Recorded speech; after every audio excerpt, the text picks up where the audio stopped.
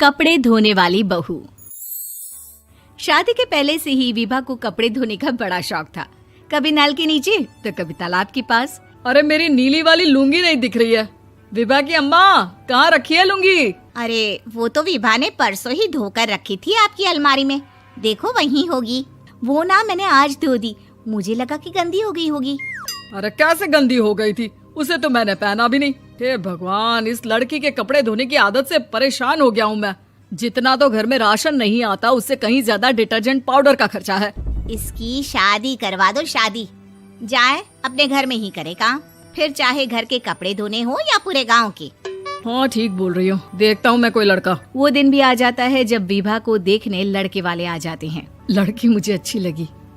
होने वाली सास कहती है, बेटी अगर कुछ पूछना है तो पूछ लो।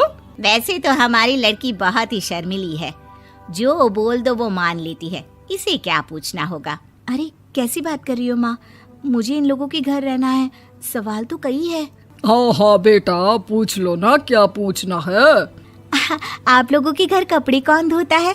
सास का मुंह बन जाता है। देखो, अगर तुम ये कहना चाहती हो कि तुम्हें कपड़े धोने नहीं आते तो सुन लो, कपड़े मैं ही धोती हूँ, लेकिन तुम्हारे आ जाने के बाद मैं रुमाल तक नहीं धोऊंगी। अरे चुप रहना भाग्यवान, बहू बेचारी घर आई नहीं, उसे डराना शुरू कर दिया। वो क्या है ना बिटिया, अभी तक तो ये कल्लू की माँ ही धोती थी, लेकिन अब तुम्हारे पापा तो दहेज में वॉशिंग मशीन देंगे ही।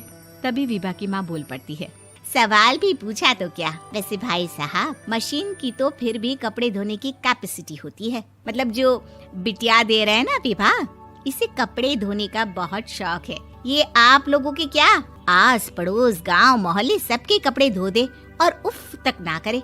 बाहर देखा नहीं आपने कितने कपड़े सूख रहे हैं? सब हमारी बिटिया ने ही तो धोए हैं। बस भी करो ना माँ, शर्म आ रही इतनी तारीफ सुनकर।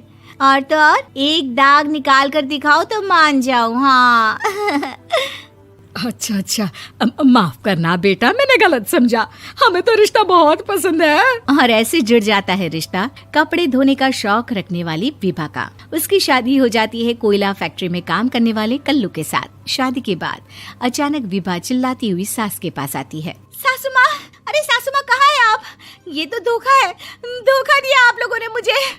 इसे ससुर के चक्कर के बारे में पता चल गया। अरे तो उसमें तुझे क्यों धोखा मिला है? अरे नल में पानी नहीं आता, कपड़े कैसे कब धुलेंगे? अच्छा, तू पानी नहीं आ रहा उसकी बात कर रही है। तो आपने क्या सोचा? कुछ नहीं। अच्छा, तेरी माँ ने कहा था कि कपड़े धोने का शौक है तुझे, याद आया मुझे। शौक बोलकर कपड़े धोने वाले मेरे जुनून को कम ना आके सासू माँ, कपड़ा धोना मेरा गुरूर है। तभी पति भी वहाँ आ जाता है। अभी मैंने इसे सनी देओल की फिल्म दिखाई है, उसी के डायलॉग मार रही है माँ। अच्छा सुन, साफ साफ बता रही हूँ, पानी सुबह 4 से 6 और शाम को 10 से 12 आता है, समझी?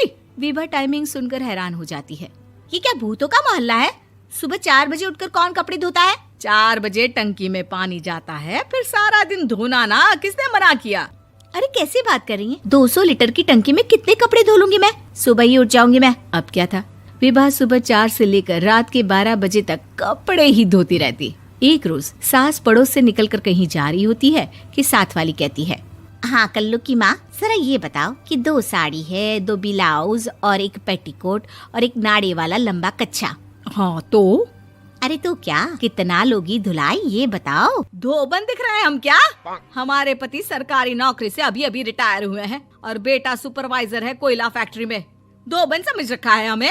हाय रे कल्लू की अम्मा, माफ कर दो, वो तो मोहल्ले में यही सब बता रहे थे कि तुमने बहू को कपड़ा धुलवाने के काम में लगा दिया है। सास को पड़ोसन की बात सुनकर गुस्सा आ जाता है। वो घर पहुंचती है जहां घर के बाहर ही इतने सारे कपड़े सूख रहे होते हैं जितने कि किसी धोबन के घर पर। अरे ओ कल्लू की दुल्हन, बाहर निकल। माँ जी यहीं आ जाओ, बाथरूम में चादर धो रहे हैं हम। अरे अभी हम धोते हैं, तुमको बाहर निकलो। ये आस पड़ोस वाले बोल रहे हैं कि हम बहू से कपड़े धुलवा कर उसे कपड़ा धोने वाली बना दिए हैं। अरे छोड़ो ना माँ जी, किन लोगों की बातों में आती हो? आस पास के लोगों का तो काम ही होता है कि वो किसी तरह सास बहू को लड़ा दे। बहू सारे घर के कपड़े धोती है, ये क्या कम है? बोलिए। सास को भी लग जाता है कि वो बहू का ये सनकीपन नहीं छुड़वा सकती, इससे अच्छा है कि खुद ही चुप हो जाए।